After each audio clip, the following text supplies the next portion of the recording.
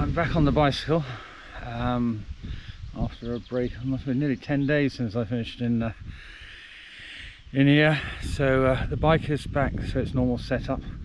Lowered the front end, raised the back end. It's much more like a racing bike again now. But I changed it all for more comfort for the long distances. I was wondering actually whether it might not have been a mistake, but anyway. So that's going back. Some things haven't changed. It's still windy. Looks like it's going to rain, and even though the sun is out, it's actually not very warm, hence the long sleeve jersey. But it's nice to get back on it again. My legs feel good, lungs still don't, but we're back in the Normandy countryside. There's the most fantastic dovecot over here. I don't know whether you can see that. Quite amazing. But they've done it all up. I don't know whether it's going to be a yeet or something when they're done, but it's quite impressive. I was going to film this as I was riding, but it's a bit windy. I don't really want to fall off. I managed to get the whole way 1,200 kilometers with only one minor fall. I don't really want to fall in the middle of Normandy. So I have one or two reflections on the ride. The first one is mainly to anyone that wants to attempt something like that. I mean, I was very unfit and should have been fitter, and still managed to do, say, 1,200 kilometers from the top of France to the bottom of France. It was a struggle. Most of it's mind over matter.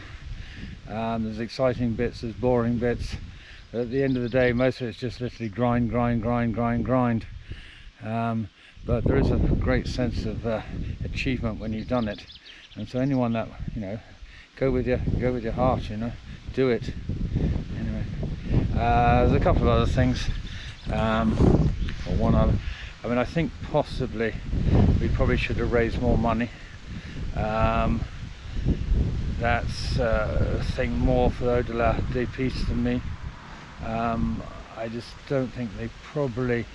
I think all the run up to the ride was very well handled. I think once the ride was on, they could have done a little bit more to promote it, and there was absolutely nothing once I finished the ride. I think they could have probably garnered a bit more money by having a sort of big finish, at least publicity in the Jour de Gallo or the BBN or some press release, which they didn't do. But anyway, that's for them, not so much for me. I'm just very proud of what I did. Yeah, and on the other side, I mean, I'd just like to thank everyone that sponsored us. I mean, some people were extremely generous, amazingly generous, and thank you very much to them. And I'd like to thank Caroline for being so supportive, and putting up with a hell of a lot of trouble. I think if I did it again, I certainly wouldn't, well, I don't think I will do it again, but if I ever did anything similar, I certainly wouldn't bother with the camping. That would turn out to be too much work and too much extra stuff to take. But also everyone else that supported us, and thank you. And here's the next time. Don't worry, Caroline, there won't be a next time.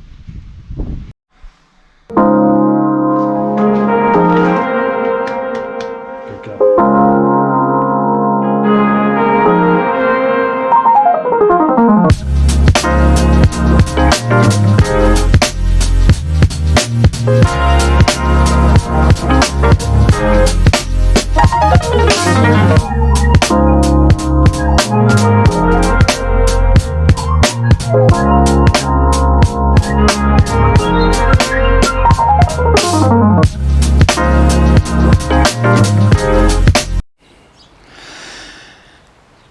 Good afternoon. It's now a couple of days since I got back from the ride, well, actually back from Italy, which was a little bit of a washout because we never got to see all the opera due to the rain. But I thought I'd do a little video, anyone that's interested, on the bicycle that I used for my ride. Now, it's basically a specialized Roubaix, which is sort of designed for the cobbles racers originally. It has some sort of suspension in the handlebars, which makes it more comfortable. And anyway, I've sort of made it as comfortable as I can. I dropped the saddle, I raised the handlebars to make it a bit more comfortable. I put 32mm wide tyres on it, which are on Vision 40 SC wheels. The wide tyres are Veloflex tyres. They are tubeless, which actually work really well because I had a lot of punches, and I mean they are absolutely hammered. But each time the sealant managed to do its stuff and fill the thing. I only had one complete and utter flat.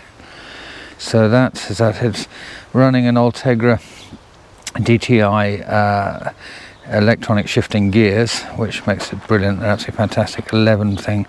I have a very easy gears on it.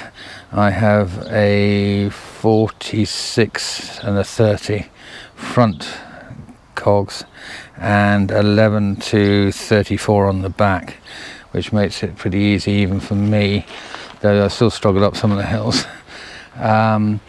Then I ran a tail fin bag on the back, which is a brilliant piece of kit to carry all the spares that I needed, and the waterproofs and whatever else.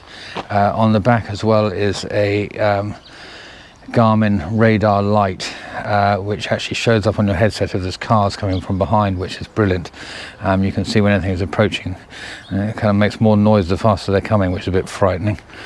And then you can see that that's the Wahoo headset, which records everything and also gives you a navigation aid.